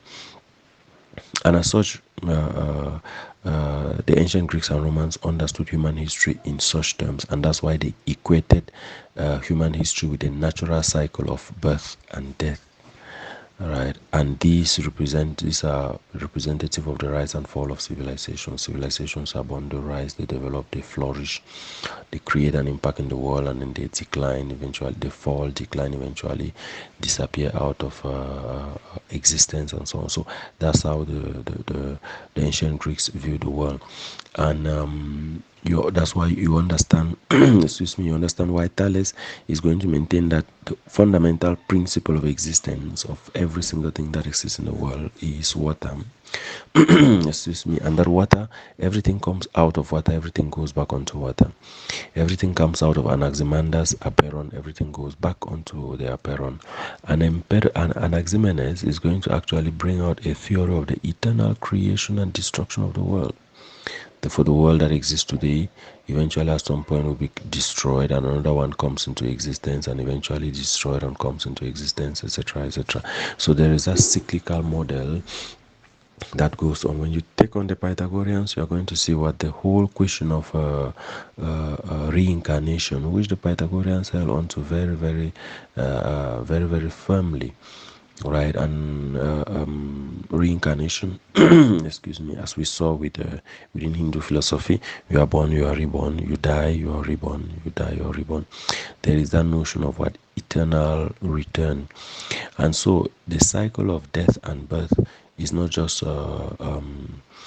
biological, but it is it is used by the Greeks and Romans, of course, even the Orientals as well. They hold on to that to explain the fact that human history is repetitive, human history is a cycle, human history moves in cycles. Heraclitus will talk of water. Heraclitus will talk of water as the no sorry of you cannot step into the same river twice, because fresh waters are constantly coming in, and I think in the fragment it is indicated that it's not just that the fresh waters come in, but those fresh waters go and return so that there is a certain constant repetition. And of course, you look at even the views of the call them who the Eleatics, even though they are on the question of being, but they are aware of the changes in the material dimension of us. But then the whole notion of a cyclical return is very much so there is therefore that pattern flowing from the whole concept of reincarnation. Now, when you look at Plato, Plato preaches a doctrine, of course, the doctrine of reincarnation, but very much the Plato's theory of forms is an exemplification of that cyclical model. The prisoner gets liberated from the cave, and of course, what liberates the prisoner from the cave is education. He acquires more knowledge than the others, and that's why Plato is going to advocate for the philosopher king to rule. But the philosopher is liberated from the cave and contemplates the reality out of the world, outside of the cave as it is, but is forced to come back into the cave in order to liberate others. So you come out of the cave, you have to return to the to the cave. When you look at Plotinus, his model of the emanation is the same trajectory. Human existence is characterized by a tension between ascending to the contemplation of one, and descending. Well, sorry about the interruption. I was having a call. I had to stop. So we're at the level of Plotinus, maintaining that the theory of emanation, you rise to the contemplation of the one, you descend, you are drawn back. There is a tension between ascending to the contemplation of the one and descending to matter, and maintaining the balance between ascending and descendance. That's where the philosopher finds himself. Now, it's only when you look at when you're entering into the medieval period, of course, you get into the thoughts of Saint Augustine, who is a Neoplatonist, of course, and his book, The City of God, shows that whole tension between the terrestrial city, which is the city of man, and the celestial city, which is the city of God, and the role that man plays, or the basic responsibility that is on man to move from the terrestrial city up to the celestial city from where we came. Of course, the celestial city is our original source from where we came. But when you get into the medieval thinkers in relation to the notion of the eternal recurrence, eternal return, you just find a sporadic presence there with two main thinkers, Singer of Brabant, and Dante in his Paradiso. Paradiso, a very beautiful text again, Dante. In that setup, the medieval period is mostly dominated by the eschatological model, which we are going to see. In the modern period, the thinkers who espouse a form of eternal return, you have Goethe, his text, The Faust. You have David Hume in his dialogue concerning natural religion. I think it's part 8. Then you have Fichte in his book The Vocation of Man, part 3, chapter 4. And then you have Schelling, The Ages of the World. In all of these texts, you are going to find representations of the eternal recurrence. But then the most important contribution to the doctrine of the eternal recurrence is Friedrich Nietzsche. Friedrich Nietzsche. Nietzsche is the one who actually espouses a theory, and as I said, somewhere along the line, he talks of it simply as a eternal return of the same. You find that very much elaborated in Thus Spoke Zarathustra, in the Gay Science or the Joyful Science, in the Twilight of the Idols. In fact, in most of his write-ups, but especially the Will to Power and Thus Spoke Zarathustra. Thus Spoke Zarathustra. For Nietzsche, human existence, of course, Nietzsche draws his philosophical source from the Will to Life of Arthur Schopenhauer, but he draws all his philosophical and philological, but his other influences intellectually, philologic, because he's an expert in philology. He studies philology, not really philosophy as such, but the person who actually influenced him very much in all of his life is Richard Wagner, after his father died and he was confined to to live with holy women, in quotes, his mother, sisters, who were very much religious. As he grows up, he has influences that push him away from the traditional Christian conception of reality into a conception of reality that basically is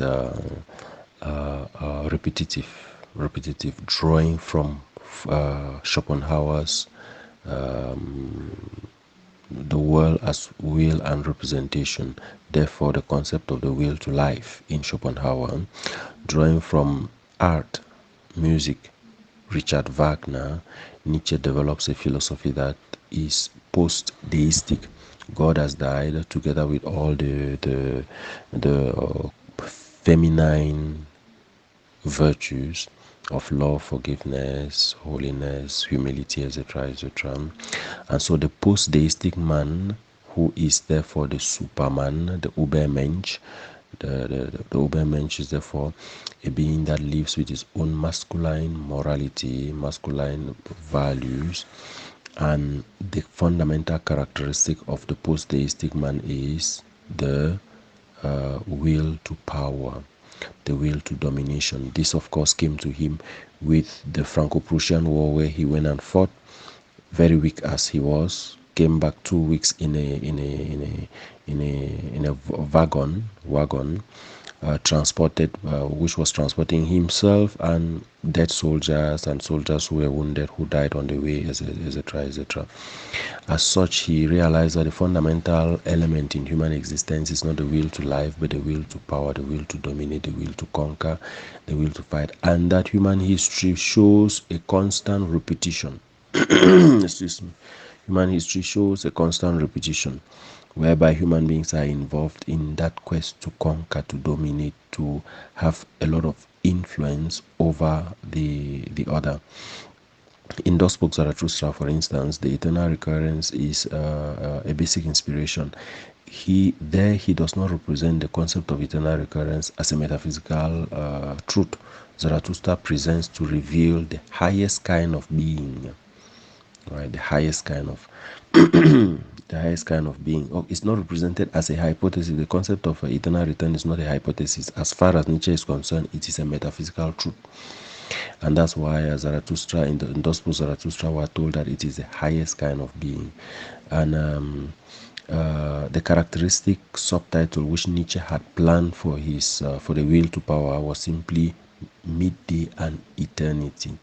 Midday and eternity. Midday understood as noontide, as the supreme instant of fulfillment, the climax and the crisis, in which the vision of eternity becomes once and for all decisive, very necessary. That's what you see very much in his earlier text, Ecce Homo.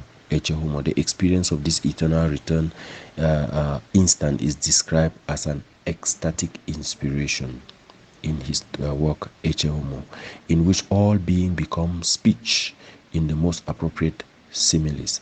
In those in Zarathustra's parables, those Zarathustra's parables are not intended as mere poetry, but as metaphysical language.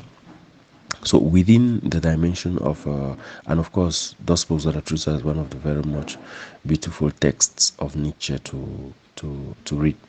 But as far as Nietzsche is concerned, it is a metaphysical, the eternal return is metaphysical, for us to realize that every single human history proceeds from what? The struggle to conquer, to dominate, to overcome the other. This, of course, puts into question Nietzsche's concept of nihilism, nihilism, meaninglessness in human existence. If human existence is that meaningless, why should we even struggle to come back again? Right, that's a fundamental question that needs to be put to Nietzsche.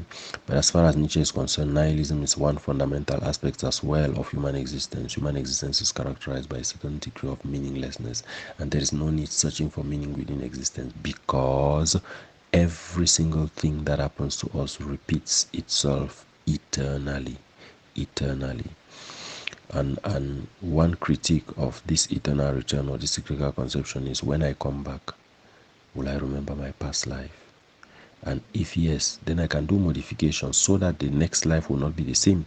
If no, what assures me that I actually existed?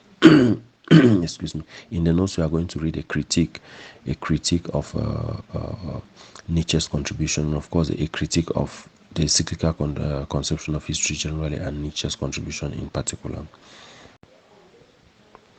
Our next pattern is the biblical view of history, and this is eschatological in nature. It is teleological because this form of history has an end, a final purpose. There is a source from which we come, and there is an end to which we all go. It's titled the biblical concept of history, but you could equally here you align even the revealed religions. Islam has the Quran, the Old Testament, Judaism has the Torah. All these revealed religions have an eschatological conception of history, where God is the source of humanity and the summit of our of humanity. Therefore, we come from Him, and we all go back to Him. So, the biblical conception of history hinges on the story of salvation, on the history of salvation. There is a central event which occurred uh, uh, um, at the very beginning of human existence in the creation story, the fall, and then there is redemption, salvation, redemption that comes through Jesus Christ. And so, within the Christian tradition, believing in Jesus Christ is the central message and forms the central interpretation of history within the Christian tradition. So, the person of Christ stands as the fulfillment of that human salvation. And so history is delineated as a history of salvation progressing from promise to fulfillment. And this promise comes as a result of the fall, and then the fulfillment now is the death and resurrection of Christ. And so human history is the Christian history is a history of salvation that hinges on Jesus Christ. And the interpretation of history stands or falls with the acceptance of Jesus Christ. That is with the doctrine of the incarnation. And we understand that with Jesus we have the hypostatic union, two natures existing in one. His coming is regarded as the kairos, right? The moment of a grace-filled moment, a moment of sacrifice, a moment of self-giving, a moment of total self-giving. But that's why with his death and resurrection, all historical time is divided into, as St. Augustine calls it, the three dimensions of time: the past, the present, and the future. Of course, that's why we always have the notion of what before Christ and in the year of our Lord. And of course, it's true that the atheistic dimension of it is before the common era and in the common era, but time has its allocation in relation to the existence of Jesus Christ, and therefore the story of salvation.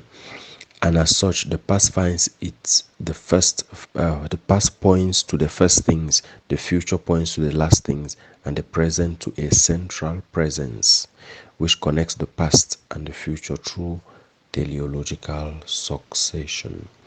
So the eschatological or the biblical conception of history is basically a story of salvation. God creating man, man falling, God choosing the Israelites, and the Israelites do not choose God, but God chooses the Israelites, and that choice of the Israelites is not limited to the Israelites as a people only, but to humanity as a whole, so as to bring fulfillment which is salvation, as a fulfillment of the promise that was made at the fall of at the fall of man, because from day one man was meant to rule over the rest of creation. He fell, and this fall into sin involved the whole of creation under the curse of God.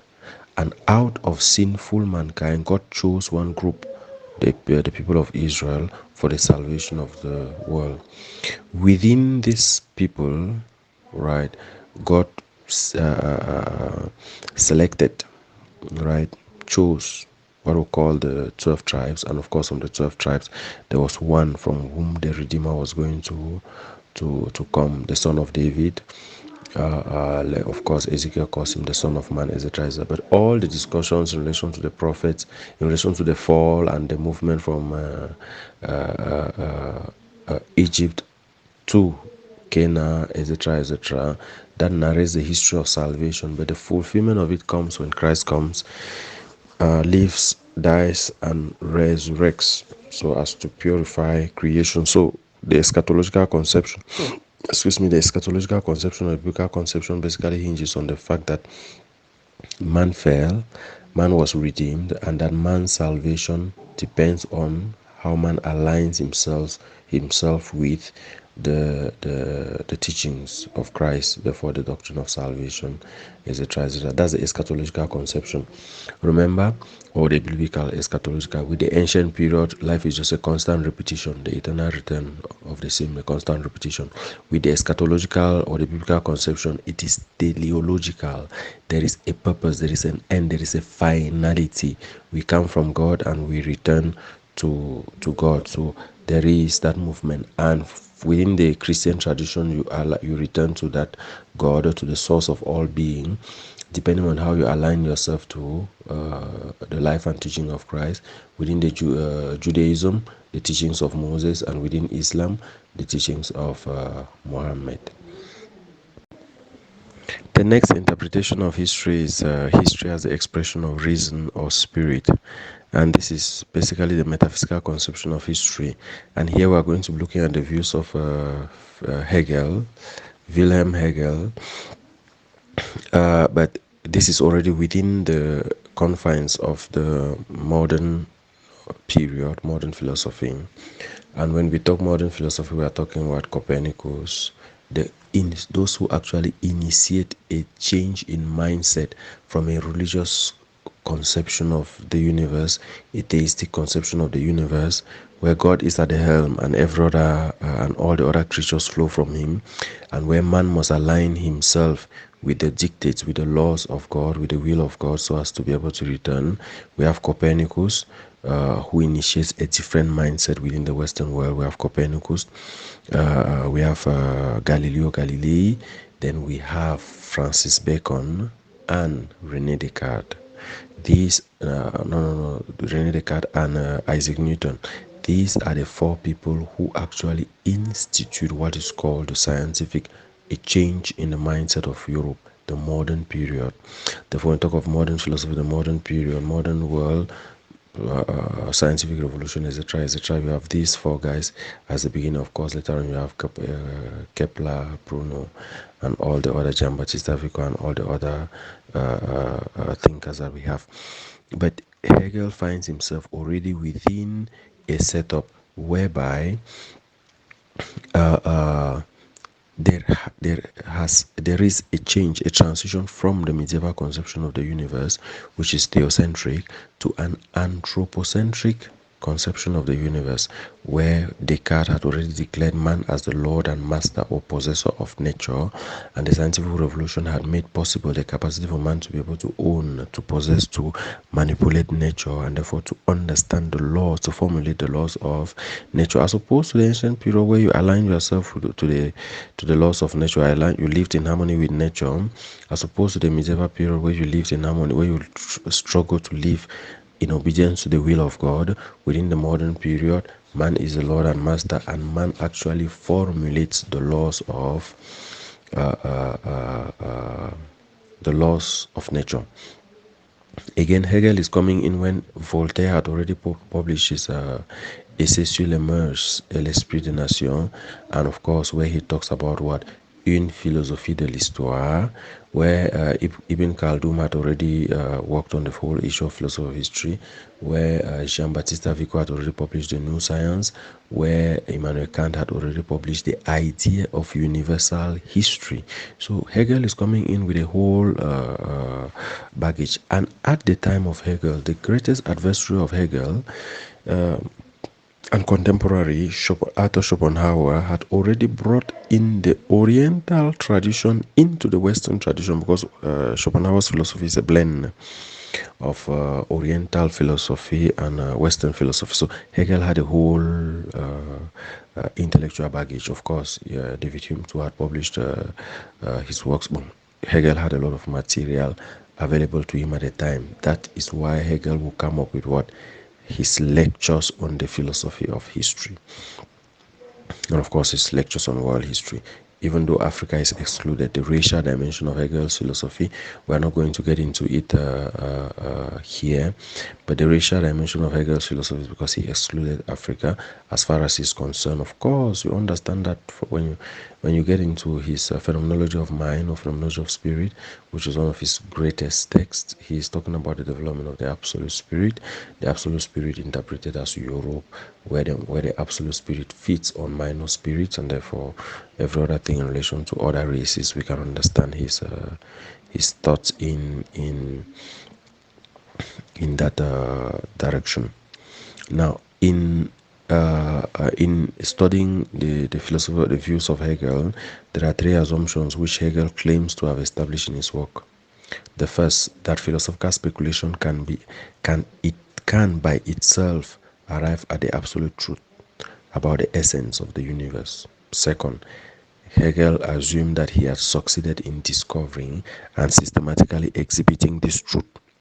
And third, that the inner essence of the universe includes, in one of its aspects, the inner essence of human history. Again, you go back to the phenomenology of the mind, you draw out all this from the question of the development of the absolute spirit. And when you arrive at the absolute spirit, then you have arrived at the end of history. But all of his philosophy of history hinges on what? The question of reason. Reason. In the philosophy of history, we read, the only thought which philosophy brings with it to the study of history is the simple thought of reason. That reason governs the world, and that what happened in history happened in accordance with reason. So all of his philosophy of history hinges on the question of reason. And you understand why he would think that Africans and other races have not arrived historically, have not developed reason, and as such they are not qualified to fall under the characterization of human, because they are prone to what? Savagery, imitation, superstition. We are therefore, in the language of Levi-Brule, pre-logical. So his philosophy of history hinges on the development of reason.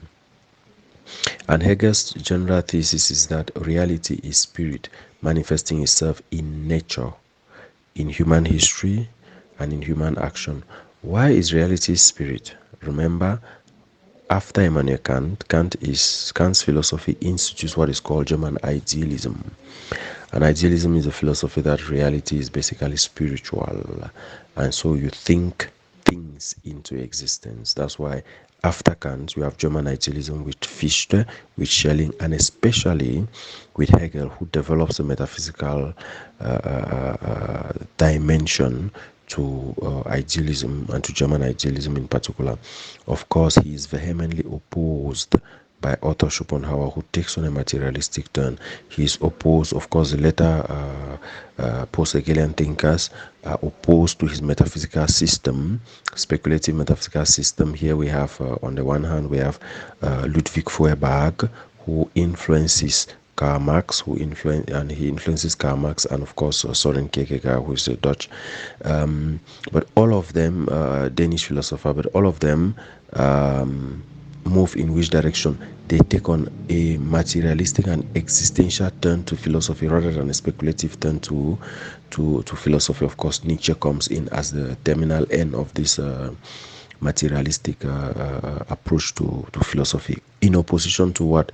The whole deification of reason by Hegel. So Hegel maintains that that reality is basically spirit, and that spirit manifests itself in nature, in human history, and in human action. History is the development of spirit through successive stages, which stages we have already maintained. We move from thesis, synthesis, from thesis, antithesis to synthesis, and then of course that synthesis becomes a thesis. Then there is an antithesis to another synthesis, until you arrive at the final stages of history, human consciousness, at the absolute spirit. When spirit reaches the stage of rational freedom, it is fully conscious. Human history belongs not to the realm of matter, but to the realm of spirit. Whereas the essence of matter is gravity, the essence of the spirit is rational freedom. Reason in history rather than providential intervention is emphasized. Therefore, as far as Hegel is concerned, it's not about God intervening in nature, it is about human reason proceeding from what rational, proceeding to what level rational freedom. Excuse me. And that's why there is a whole movement from thesis, antithesis to synthesis, all of it in search of what? The development of the absolute spirit, so that human history can come to an end. Human history comes to an end when human beings have arrived at what? The absolute spirit, when we have finally arrived at that absolute spirit where everyone is fully conscious and everyone manifests what Hegel will call rational freedom. So you read what is there, but that basically is a summary of the whole section. Now let me indicate very clearly that every single pattern in history or interpretation of history has an assessment and evaluation at the end that is at your discretion. The next conception of history is the economic interpretation of history, or the Marxist philosophy of history. This is a very interesting aspect of history, of course. As I said, it's an offshoot of the Hegelian German speculative system, where there are revolutions against, and there is a materialistic turn, initiated, of course, by Schopenhauer, who says man is not just characterized by the development of spirit, reason, the mind. Man has existential issues. Therefore, the human being is characterized, is dominated by the will to life, to be alive. And Ludwig Feuerbach is going to maintain very much, do not think in your philosophical speculations, do not think as a thinker, always think in existence. That, of course, is going to have an influence on Soren Kierkegaard, with his philosophy of existence, existentialism, characterized by choice. You are a human being. Through the choices you make, you're an individual insofar as you make choices, you make a commitment, etc., etc. On the other hand, we're going to have Friedrich Nietzsche. No, Friedrich Nietzsche, of course not. Friedrich Nietzsche comes later, but you're going to have Karl Marx and Friedrich Engels. Marx and Engels, excuse me. And that's why in 1848 they published the Communist Manifesto, and it is this Communist Manifesto that gave birth to the economic interpretation of history. Later on, Karl Marx is going to publish Das Kapital in 3 volumes. Marx and Engels work together, and their philosophy hinges on the fact that human history is dialectical in nature. Dialectical in nature.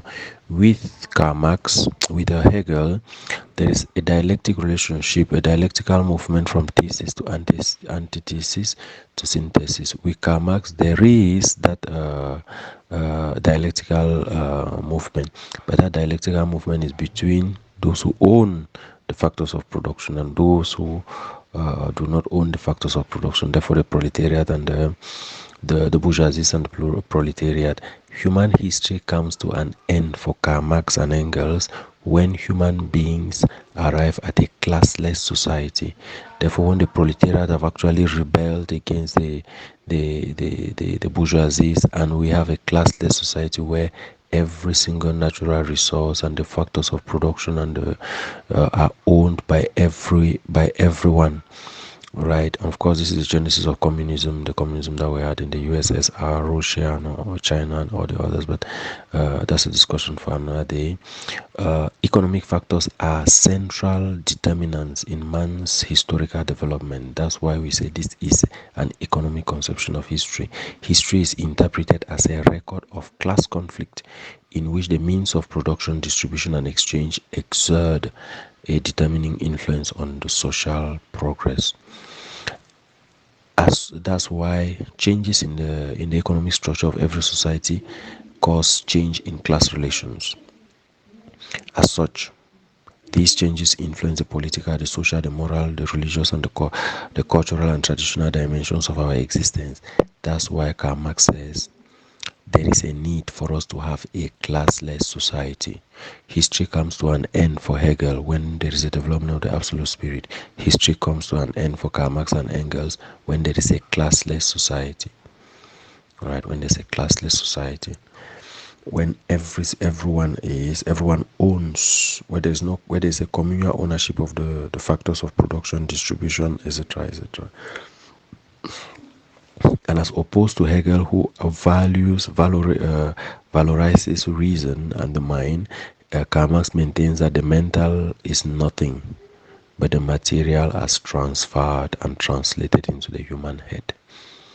So rather than idealism, German idealism, the idealism which says the ultimate reality is spirit, is the mind, and we think things into existence, Karl Marx says no, we move from the material into the mental.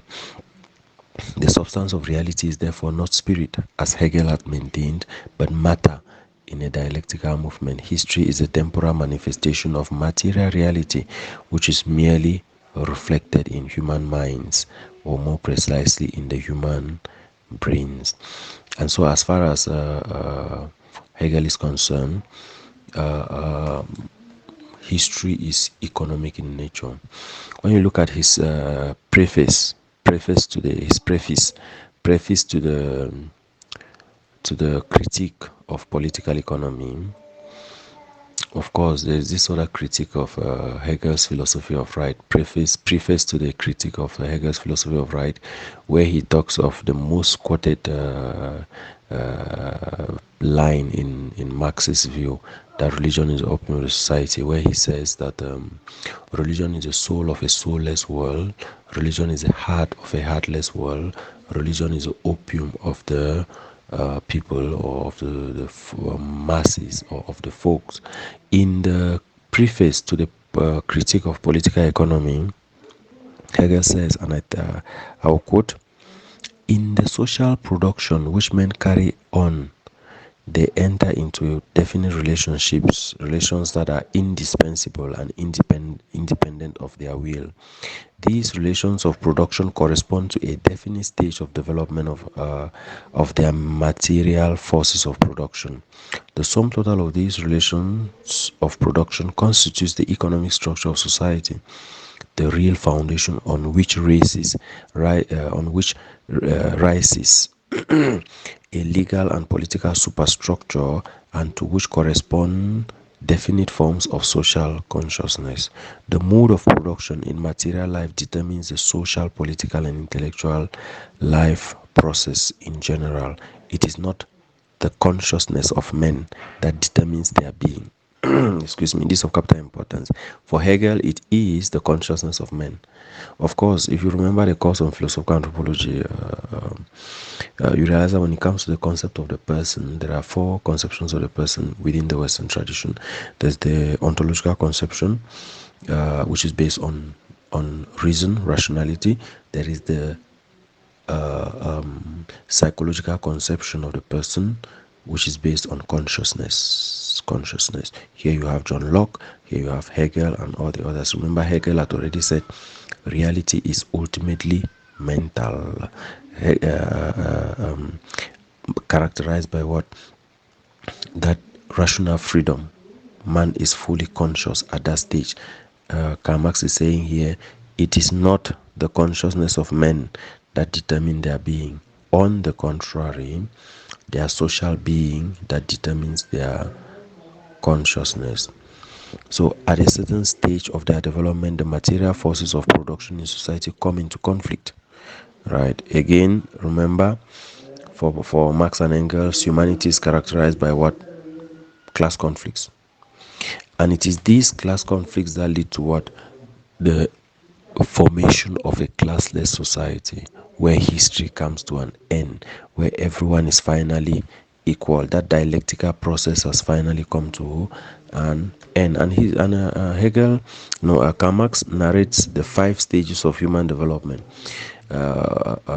from primitive societies right up to the full economic society, classless society, where everyone owns the means of production, where the bourgeoisies lose their privilege in terms of the ownership of labor, ownership of the factors of production. But there is a need for a revolution, and this revolution should be according to what? Dialectical materialism, so that we arrive at a communal dimension. This revolution brings in a communistic philosophy, which leads toward a classless society or pure communism, where the factors of production are collectively owned, and everyone gets from the general quota what they need at the level of their individual existence. Of course, when you read George Orwell, The Animal Farm, you see the weaknesses, the dangers of communism, because in every communist or communistic or communalistic, no, I don't want to say communalism because that's African oriented, but in every socialist society, there are risks. What are the risks? There is always the risk where the risk of an individual or a group of individuals usurping power. And that happens, of course, in all systems. The moment there is a revolution against an establishment, there are always those who pop in, and they pop in and usurp power and then still subjugate the masses under terrible conditions. Of course, the situation we find ourselves in today is testament to the fact that there was a revolution against a specific system, and others have come and we are within an even greater system of fear, etc., etc. When you look at the Iranian Revolution 1979, they fought struggling to institute something called democracy, etc., etc., found themselves with a religious state, with the Ayatollah Khamenei having much more power than the elected president, etc. In all systems, anyway, when there is a revolution, there are always dangers of others usurping power. And of course, when you read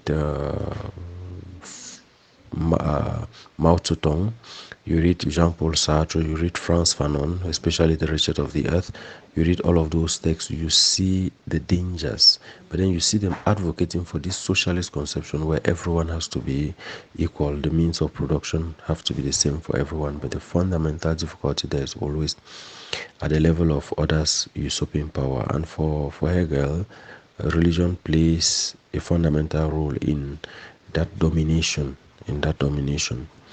where others pick it up and make use of it as a tool to dominate others.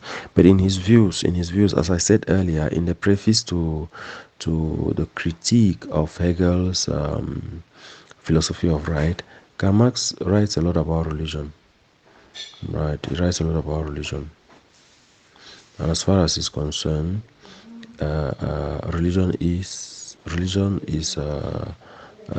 the sigh of the oppressed, right? The sigh of the oppressed, the opium, the sigh of the oppressed, the heart of a heartless world, the soul of a soulless society, the opium of the people.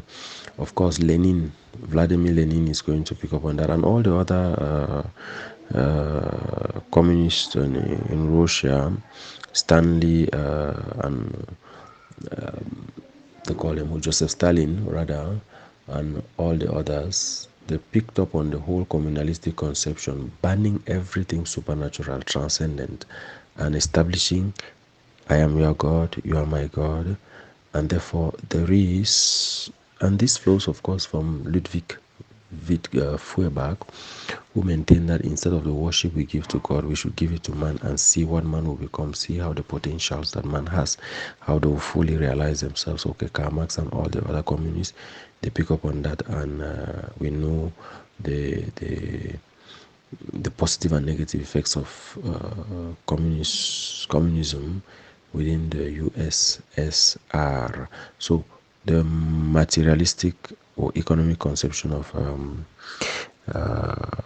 history by Karl Marx maintains simply human history is involved in a dialectic. This dialectic is a conflict, a revolution, a fight between classes, the have and the have not, so that we arrive at a classless society, where everyone owns, where there is a communal ownership of the factors of production, so that everyone receives the necessary quotas from that, in which case there will be no individual ownership of the means of production, and the gap between the have and the have not will greatly be reduced.